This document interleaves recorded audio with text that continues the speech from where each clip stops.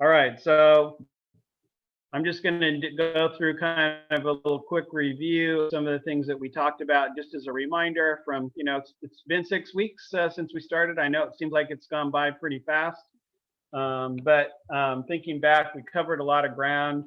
And one of the things we started off talking about linear versus circular economies, and our main kind of economics that we generally operate in, the kind of the conventional economics is a very much of a linear process, and it starts at one end and moves across, and at the very end, we have a lot of stuff left over that we've used up, and that especially with the green economy is very much aligned with the circular economies, where we're trying to operate more like nature operates. We move in circles and cycles, and what we start off with, it comes full circle and starts up again. So we can not only have good, prosperous lives, but also be looking out for our communities, and also making sure that we can sustain ourselves in the environment.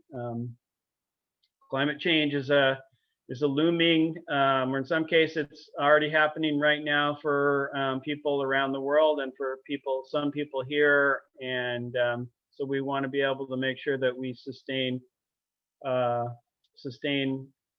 ourselves and everybody has an opportunity to do that.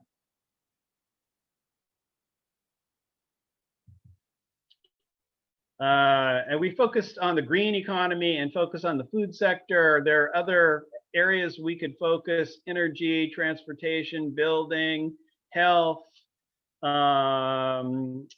water, waste, all of those things where there are opportunities, lots of green economy. And we just chose to do the food sector because there are a lot of good chances to do things here in Durham, especially because Durham, there's a lot happening with food in the green economy here in Durham. And we made that contrast, again, lining up the industrial system versus sustainable local system. So the industrial system kind of goes along with that linear system, things moving along the line from extraction to production to distribution to consumption, and then finally to waste, things just getting tossed out, thrown away. It's not a sustainable system. It's we have one planet, we have a limited amount of resources, and we can't just keep using things up and throwing them out. Alternatively is a sustainable local system, where we're focused on our own local communities as best we can, and we're doing things like we said before, in a circular or cyclical nature, kind of like the way nature operates. So we covered that. Just to get into our food focus. And with regard to green jobs, it's not just something that has to do with the environment. Green jobs are also jobs that pay a living wage, that offer safe and healthy working conditions, provide benefits and opportunities to grow and to develop in a career. So all of those things are features of green jobs. And we want people to be working in jobs where they can have a good livelihood and have a productive and prosperous life.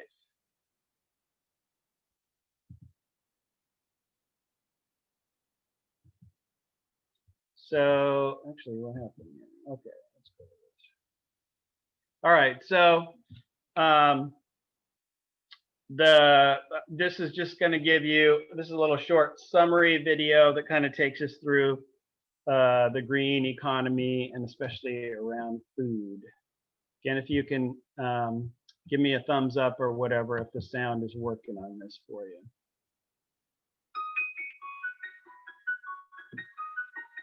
Okay. Okay. Can you all hear that?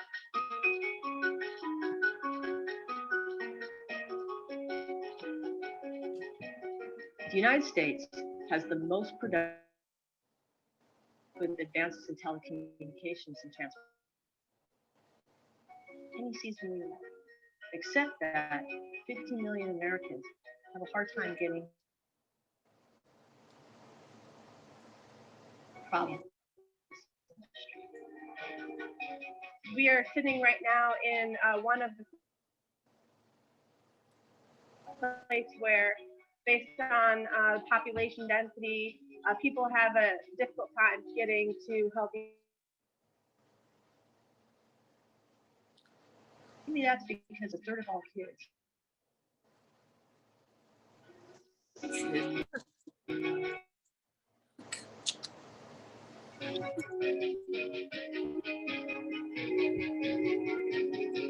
a problem. Well, we can solve it. We can make it a better industry. What we're talking about is rebuilding this economy to be sustainable. Sustainable from an environmental perspective, localizing the food system, teaching sustainable growing methods to our teens and the youth who are going to be the future leaders, and community development. If we look at the food industry as a system and we break it down and think about how to produce a sustainable industry from start to finish, from the fields to the distribution, to the processing, to the retail, to the delivery of food on our table every day, we can create decent jobs as well as a better environment. The one resource that we're not challenged with is the fact that we have 7 billion people. Not be so allergic to using human beings in the production of food and less natural resources, which are what are really constraining our economy moving ahead.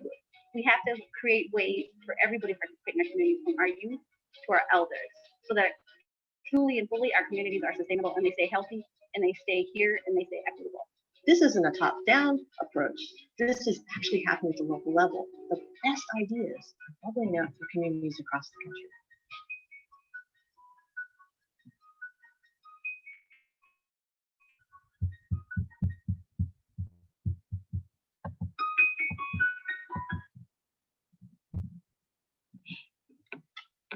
All right, so that kind of gave you a little overview. We watched that the first session, I think, but I thought it would be good to see again, just to kind of bring you back to like the big picture. And one of the things that was mentioned is also about food and justice and equity. They're really important issues, and those are incorporated in the sustainable local food system as well. We spent time each week talking about the four kind of components in the food cycle, that from starting with production and then to distribution of food, and then to preparation and consumption, and then finally to waste management. And you'll see that it goes back, the waste management goes back into production, mostly in that we can put stuff, put our waste, our food waste and other kinds of waste back into the earth and create healthy soil to start that cycle all over again. Our first session was about food production, and our presenter was Kamal Bell from Sankofa Farms.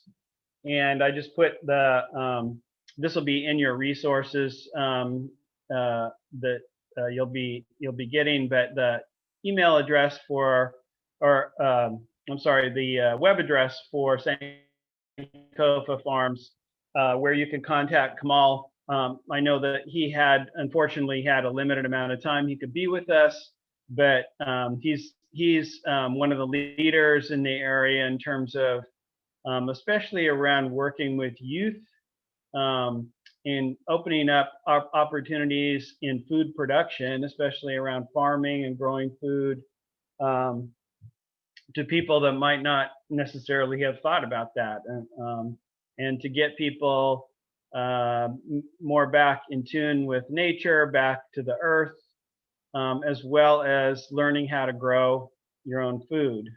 So one of the things that I wanted to mention also, that is a program called Seeds right here in Durham. You might be familiar with it. That this information about Seeds will also be in your packet. It's mostly around working with kids and youth, and doing the same kinds of things, but it's right here in Durham. and Kamal is working with youth and older kids and getting them into farming activities themselves. Because Kamal only had a brief period of time with us, I thought it would be good to see a video that he's put together about Sankofa Farms.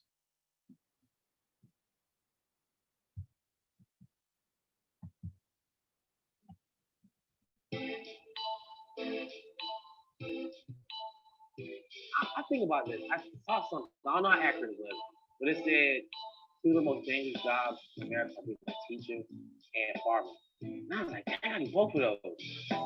In this country, land is power. So having access to land, having access to nature, having access to a space where we have freedom of thought is powerful. And someone asked me yesterday did I feel like I had a hand in developing something like that. And I told him, I said, no, the only thing I provide is a space. The kid ultimately buys into what we're doing and then wants to change.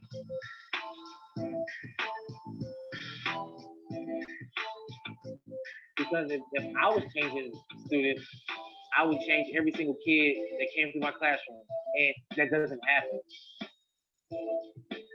So it's something that the student is doing that they're realizing, hey, education process in its current form doesn't teach me how to solve community issues, but being out here does.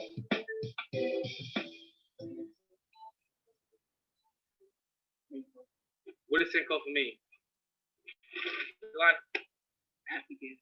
So I don't know. I'm just relax. That's part of speaking. Just relax. Ain't nobody gonna judge you out here. Everybody got flaws. So what we're gonna work on out here, we're gonna build y'all up. They still in the process, they just been out here longer. But the same thing gonna happen to y'all. So y'all can't judge each other. Hopefully it's a term that means to go back and get it. And my interpretation of it is to remember your African ancestry as you move forward in life. Mr. Bill, what about these?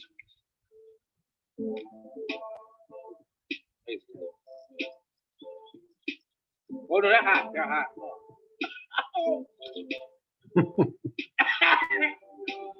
Hey, y'all. Woo! Oh, these are hot. We got hot peppers. Woo! Oh, hot.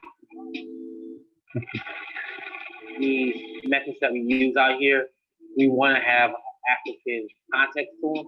So that's how we're raising guinea fowl, because people of the diaspora are familiar with guinea fowl. Our other crop that we did this year, we did sorghum, which is Sudan grass, and pearl millet, which we found in North and West Africa. And we're going to be growing okra, squash, and cowpeas for our warm season crops. And then when it gets cooler, we're doing a lot of leafy greens because a lot of us are iron deficient.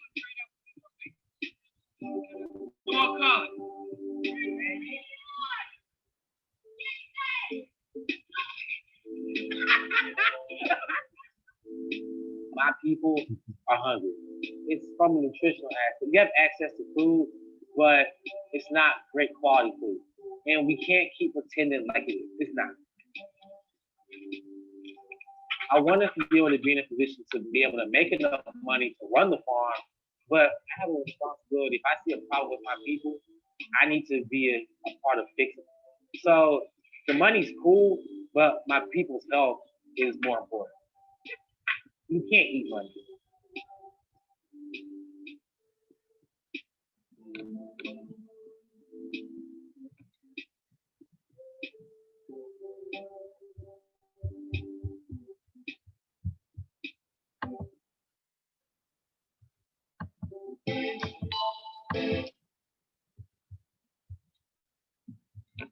So one of the things Kamal also talked about was beekeeping, and there's resources in that you'll be getting about the Durham Beekeepers Association, and if that's an interest, that's a huge area of need. You probably heard about a lot of the loss of honeybees, the honeybee populations for various reasons. And so the more we can grow those hives, that's a huge, we depend on those bees to pollinate the plants. Without them, we're in pretty big trouble. And if you know of a youth or this program, the academy that he has at Sankofa Farms is really an exciting thing that he really wants to partner up with people in Durham. Of course, there are other opportunities for farming locally, because there are lots and lots of local small farms in the Durham area or just outside in the Triangle area. And the Carolina Farm Stewardship Association is a great organization that you can learn a lot about the local farms. If you go to the farmers markets, you'll probably see that a lot of the farms a lot of the people who work the farms are younger. And that's really good because we need a new generation of farmers coming in to grow our food. So the following week, we focused in on food distribution, and we had two presenters, Tucker Bates from Happy Dirt and Allison Bauer from Hungry Harvest. There's contact information that these will also be on your resources, as well as other information. And food distribution is actually one area that, because of the difficulties or inabilities to go to and sit like inside at restaurants and things like that, a lot of places have been pretty ingenious in trying to figure out, well, how can we still stay open and operate as restaurants? How can we get food out to the public? And how do we get food out to people in need who are unable to get out? And so places like Happy Dirt and Hungry Harvest and other organizations have been growing as far as their abilities to distribute food. And one of the places where I think there are opportunities in food and green jobs in food is with food distribution. Being a driver, delivery driver is like an entry-level position, but as these organizations grow, they're going to need other logistics people, managers, things like that. People that actually go out to the farms and get the food and bring them in and then organize it to distribute. So food distribution, and I think that that's going to continue being an important thing, that even hopefully as a vaccine becomes more available and people eventually are able to get back to or get out more and get into back to restaurants and things like that. But these kinds of positions are going to be out there, I think, and available, and they're having this has been sort of like maybe a silver lining in terms of that, whenever there's a challenge or something, there are opportunities that open up as a result. So I wanted to show you a short video related to food distribution and just give you some other reasons about eating local. And this is from Michael Pollan talking about why eat local.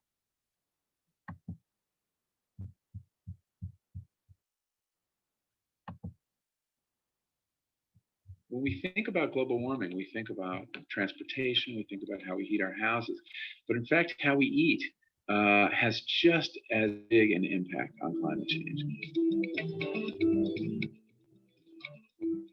The average item of food in America has traveled 1,500 miles from the farm to your plate. It's burned up an incredible amount of fossil fuel just to get there. If you're eating lettuce, say, in New York, that's been grown in California, one of those bags of pre-washed mixed lettuce, it takes 56 calories of fossil fuel energy to deliver 1 calorie of food energy to your plate. for the consumer to understand how, how much energy goes into their food, I think all they have to understand is, if it's local, it's less, and if it is unprocessed. A lot of the energy in our food comes from processing. All the complicated steps needed to make a Twinkie, all use vast amounts of energy. There are a great many other benefits to eating locally besides conserving energy. There is, I think, the very important benefit of keeping farmers in business. Farmers add a lot to a community. They have great wisdom about the natural world. And then there is the view. There's a wonderful bumper sticker in Europe called Eat Your View.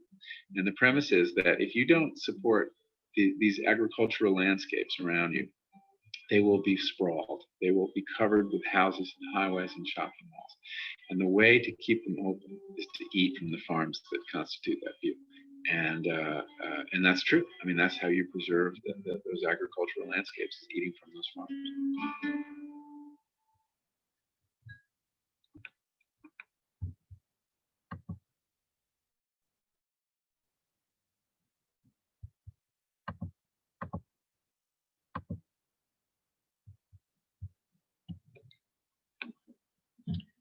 Our third component that we explored next was food preparation and consumption.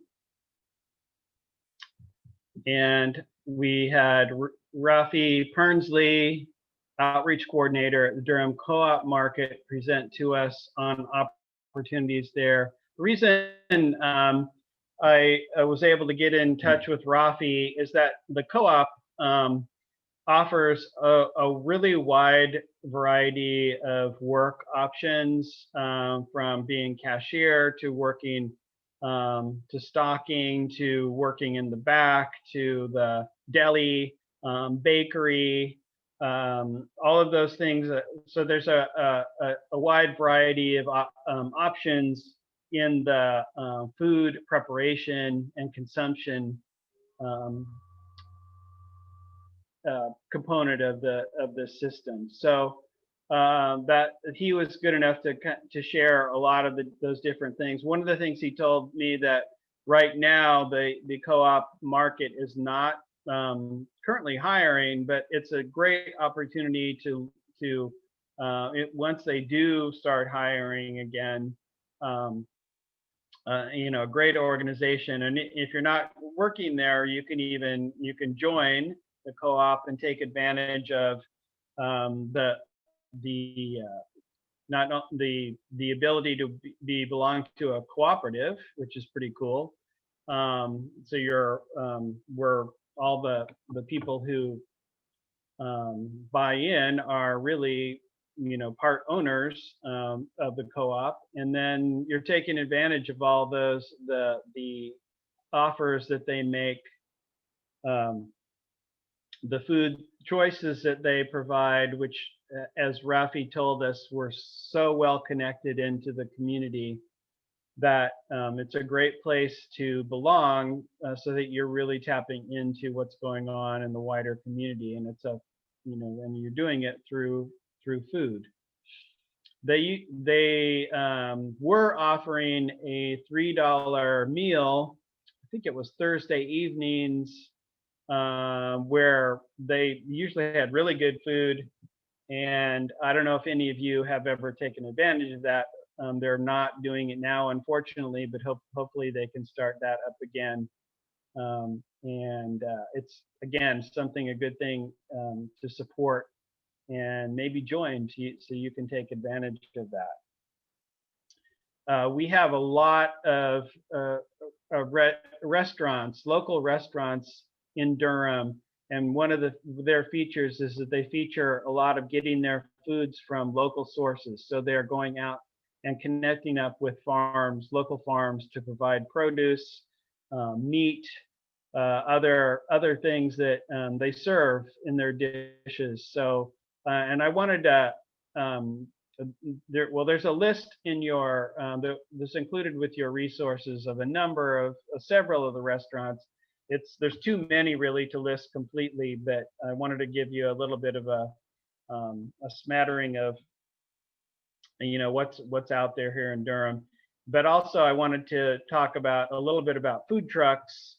There are a lot of food trucks in the area, and so it's another place. And I want to specifically mention one because they are not only do a really good business and they serve really good food, but they're also environmentally certified. So they've taken into account what they do in their food truck, where they get their resources. They really cut down on waste, and they put that into their service. So that one's called So Good Pupusas.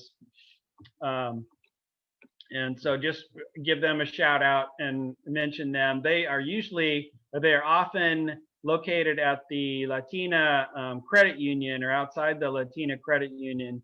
And I think that if I remember right, there's a Step Up has a partnership with Latina Credit Union, or there's some connection as far as like opening accounts there. So you might check it out. You might be by there, and So Good Pupusas will be open. It's a great place to be too. Like if you're just at these times to be outside, and there's more. You can do more things and socialize more with social distancing outside. So food trucks is a good way to go to be able to do that.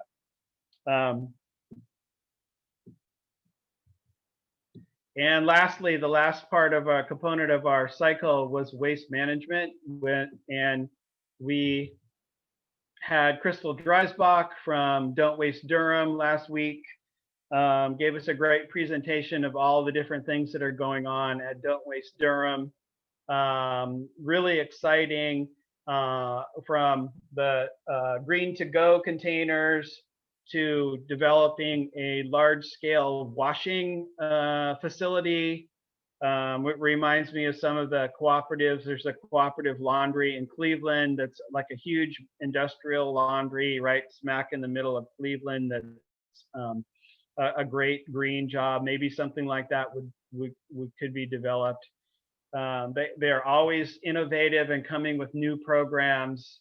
And dealing with waste. We have to find ways to cut down on waste, to reuse things, to get things back in the cycle, or to not even have that waste in the first place. And Crystal gave us a good rundown of all the different things that were happening there. I want to just go through the short video about Green to Go. I think it's a great, says a lot about the Durham community as well as this program, and Don't Waste Durham.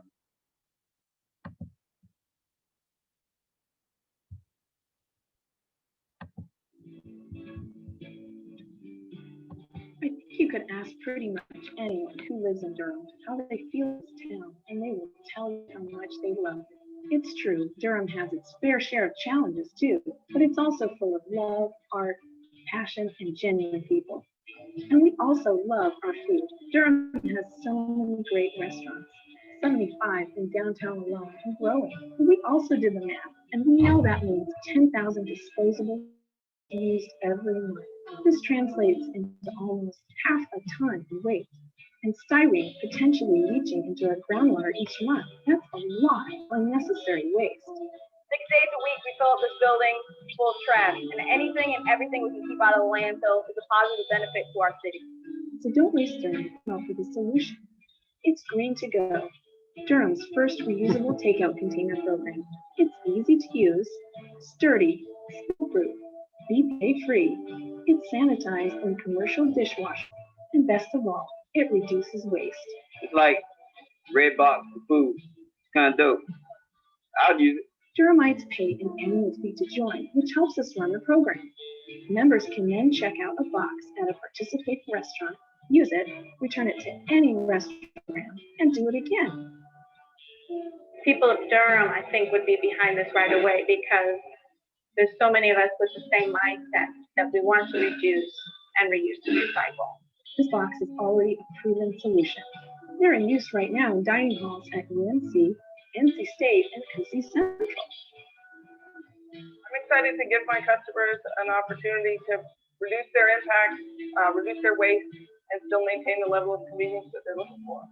Durham has always supported innovation and progress, and we've never been afraid to be unique and different. We can make a more sustainable Durham if we all work together. We ask you, the Durham community, to please contribute to our Kickstarter and join Green to Go, Durham's first reusable takeout container program.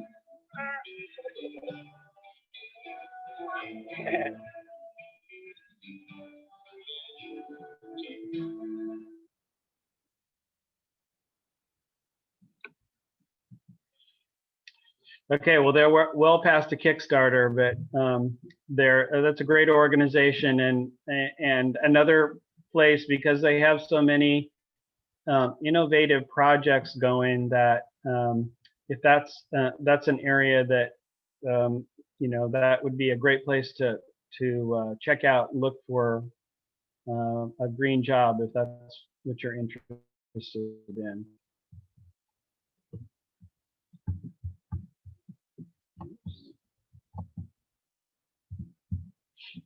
So I want to, this brings to an end our summary of what we did over these past 6 weeks. I want to thank you so much for participating.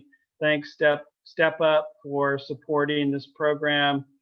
I hope that you've gained some new insights about what's going on in Durham, some possibilities, some work possibilities, some places where you might want to shift your career. We've only focused on food, but like I said, there are other green jobs in energy, transportation, building, health, etc.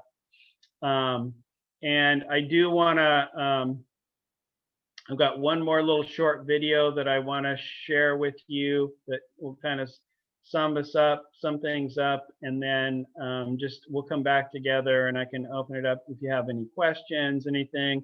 I want to also mention that feel free to contact me if you would like an introduction to any of the organizations that participated, that presented to us, or there are many, many other opportunities too. So I'm here to continue to support the efforts beyond this program. I'm going to go to this one little short video and then we'll come back together.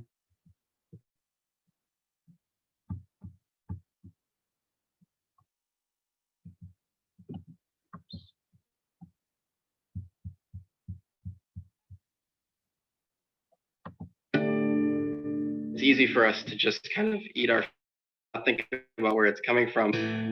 Fast food, at first it's really good, and then later it's really gross. I'm ready for the food revolution. When it comes to food, most of us are completely in the dark. We are eating in the dark. The biggest question to ask yourself about food is, where did this come from? And that begins the telling of the story. When we're sitting down and eating food at the table, we are at the last part of a long chain of events that help bring this food to our plates. What was the seed that created the food that you're eating? What were the environmental conditions involved with growing that food for you? Who picked and harvested that food? It's about understanding food from seed to table. It's not to be healthy or good or whatever. It's fun, go out there and try something new. I like food and I love baking actually. The food is good, they're gonna be there. You grill it and then you marinate it with like garlic. It's really good. Food is like music. Food is like graffiti. Food is a creative thing. We have farmers now who are growing amazing peaches, amazing pears. I love growing things. That's what keeps me going. Food should be celebratory. We're talking about sharing it with friends and family. It nourishes your soul. We are really at this crossroads. We each have an opportunity to align our lives in the direction of health and sustainability. When we think about global warming, we think about transportation, we think about how we heat our houses, but in fact, how we eat has just as big an impact on climate change. Every single time we spend $1 on food, we are casting a vote for the kind of world that we want. When we choose organic food, not only does it taste fantastic, but you know that you're doing something really great for your body and for the environment. This is a powerful movement that can really transform the direction the world is headed. Young people are not only key, but are going to be the ones who are actually going to make the change. We as young people can make a difference. It's up to the kids now. It's really up to us. I'm not old enough to vote, but I can definitely vote with my fork.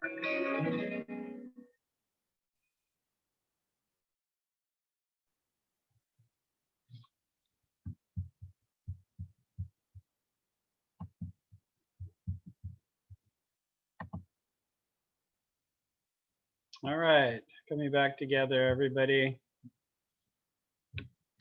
First, I just want to open it up if anybody has any questions, comments, anything that came up for them that maybe they didn't get a chance to ask about over the last few weeks or even tonight. I'm just open the floor to anybody who has a comment or question.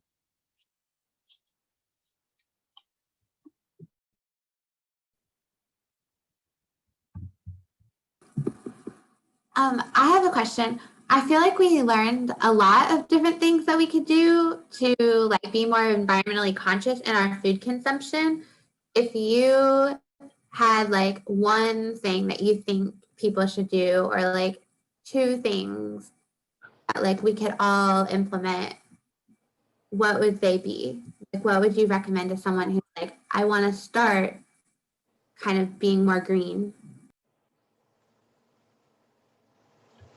Great question. And I think maybe a good place to start, just one idea is just sort of with yourself. What is it that you'd like to do? What step do you want to take? Maybe it's in your own consumption of food. Maybe it's you want to try something new. Maybe you have an interest in a particular, you've always wanted to do a certain kind of work or something like that. These are some places to check out, some things, some opportunities. Very simply, another thing is in terms of like lifestyle. If you have an opportunity, try to grow something yourself. It doesn't take much. You don't even need like a plot of land. You can grow something in, like a big pot, or all you need is some soil, a place where the sun can shine, place where you can get some water and get some good soil. And I think that's life-changing in and of itself, is just watching the plant grow, taking care of it, and then harvesting the food, enjoying it when you're done. Those are some possibilities. Thanks for the question. So I have a question. What is actually considered a sustainable wage? Oh,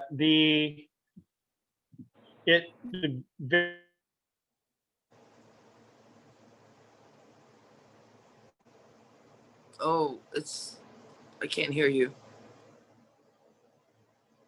I believe that, based on like standard of living, I know that some people use sort of like the $15 an hour as like a benchmark kind of thing, but I think locally, I've heard the figure like $13.50 or something is like a base.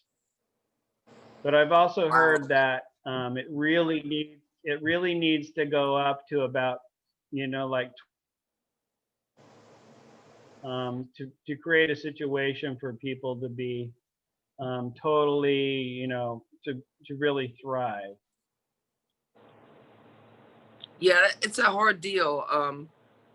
Because for what I do, I make a lot more than that, but I don't enjoy my job very much anymore. So it's a really hard deal, but that's like a huge pay cut, like for me to do that.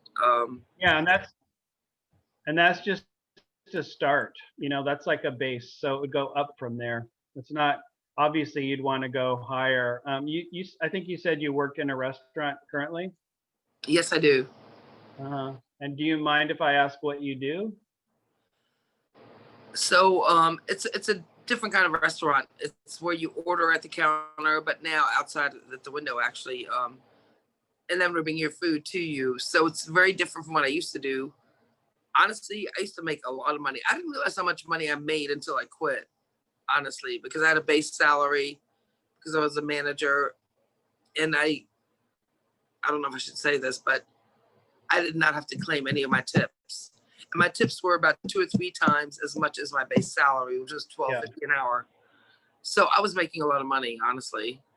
I didn't realize how much, but I was supporting my mother and everything, so it just didn't seem like that much. But now, I'll just be honest with you, I'm making $23 an hour because she actually keeps all the tips and divvies them out as she pleases, which is illegal, by the way. But when I went back, no, I'm not the owner. This is the owner talking to me. He said, when I went back to her, I said, I just need 23 an hour, period. Well, I said 25 an hour. I should correct that. I said 25 an hour, and she whittled me down to 23 an hour. But it's just a weird. And that includes your wage. That includes your wage plus tips. No, that's just my wage now. That's just it's way less than what I used to make. Honestly, 23 an hour is way less than what I used to make. Yeah. I mean, in the end. So. But that still is way more than 15 an hour or whatever. And it's hard for me, honestly, because I have minimal bills. I really do. I mean, I pay rent $650 a month. I have very minimal bills. I really just have basic bills. I don't even have like cable or anything. So, but it's a hard deal. Honestly, a lot of it is that I still eat out because I try to support my business. Not my business, but our business, the industry. Right. So I find myself doing that all the time. I buy books at the Regulator still, I do that. So but there are things I could cut out for sure. But 15 an hour is like, no. But of course my hours are cut back now. So basically that's what I'm making anyway, because she's cut my hours back to between 20 and 30 hours a week. 30 hours a week I can deal with. 20 hours a week I can't right now. I mean, it's crazy. But it's hard, and I realize so many people live off of that. It's just. But also, I'm a single person, so when 2 people are together, you have a double income with, and it's more sustainable. My dog doesn't make any money. My cat doesn't make any money. So it's hard though, because it's just like hard because what I would really like to do, but is it sustainable for me? And at the same time, sustainability is such an important thing. I do what I can personally, of course, with recycling and stuff, but I've also seen in my restaurant the non-recycling that is just awful. And I've seen it in every restaurant I've worked in. Yeah. They just don't. They don't recycle the bottles and the cans. All they recycle are the corrugated cardboard. That's it. Everything else goes in the trash. It's ridiculous. It's awful because it would be so easy for them to recycle that. I don't know what it is in the restaurant business, but any restaurant I've worked for and anybody I know that worked in a restaurant has said the same thing. It's crazy.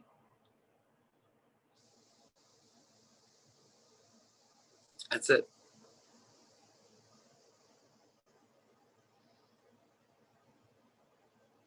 Do those kinds of things, and they work that into their system. And I just wanted to say one more thing about like a sustainable wage. And as far as green jobs go, there are also,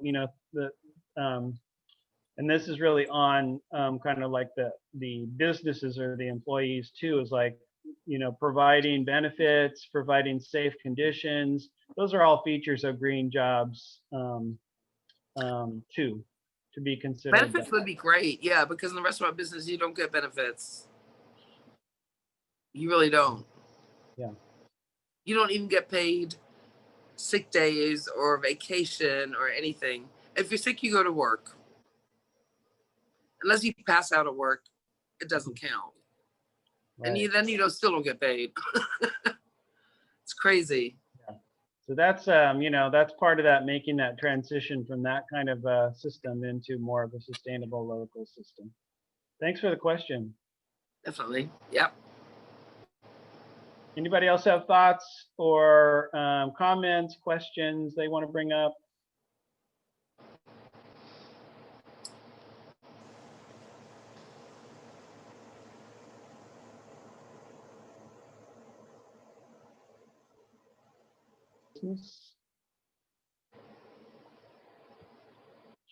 Let me ask you this: does anybody have a or if you had to make like a switch from what you're doing, is the food an area that you would look at, just based on all the different things that we covered? I would, if I made enough money. I mean, especially with benefits, it would be really nice.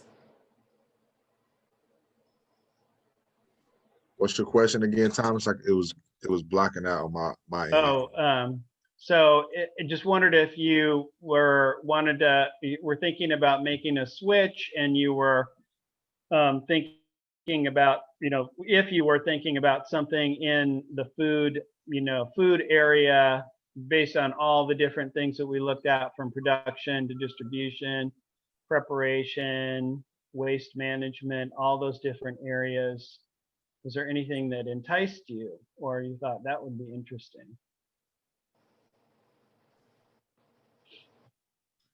For me, it's enticing. I would love to do it personally, but for me, it's the pay grade. Yeah. Would be an issue for me. Say that. I'm sorry, Bobby. What was it? I said, I mean, for me, it's interesting. It's something I would want to learn myself. But as far as a career, financially, I got 3 kids, and I don't know if it could fit the bill. 3 kids is a lot. I had 1, and I thought that was a lot. Yeah. So I don't want to give you the wrong impression that I just want to make sure that, the very low might be considered like a sustainable income would be around those dollars. And I guess they've calculated out to be able to figure like one person could live on.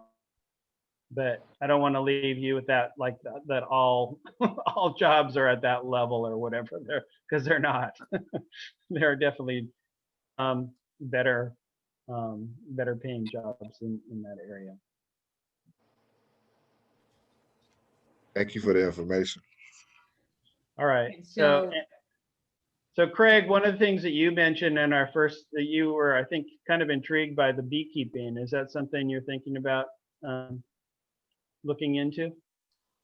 Yeah, my youngest son, he's 8. He'll be 9 in January. He's into bees and nature and whatnot. And he's been asking me about, or just inquiring about how bee farms are ran and whatnot. So I think it would be something pretty good just to expose him to, even if he just did a weekend clinic or something.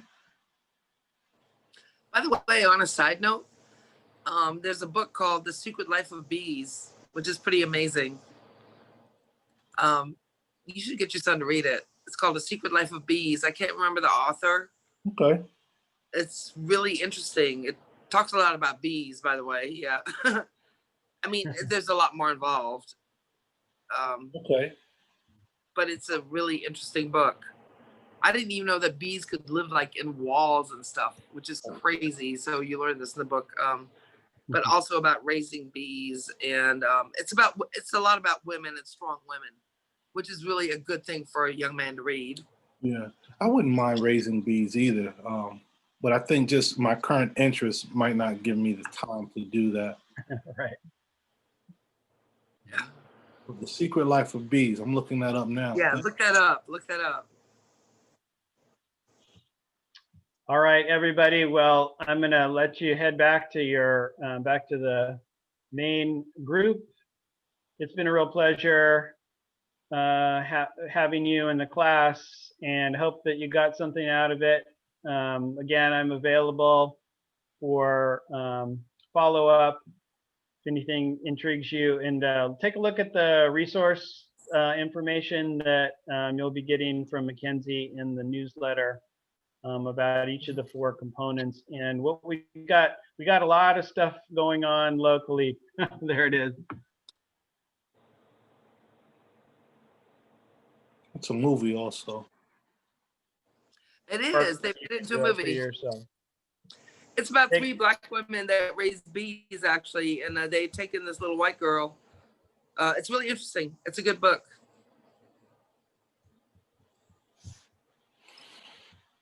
Actually, that movie just was on Bounce or something like that not long ago. It might have been. I watched it. You should. Thank you for Winfrey sharing that. Woodard is in it. She's really awesome. I love Winfrey Woodard. Is that her name? Winfrey Woodard. She's really good. But yeah, there are a lot of really strong women in that movie. I think I've seen it before. It's really good. I think it's really good anyway. But I'm a woman. There you go. And I like bees. What is life without women? Right? We would not have life if it were not for you. All right, everybody, take care of yourselves and have a good holiday. Peace, Thomas. Take care, everybody. Peace See to the ya. rest of you. Peace.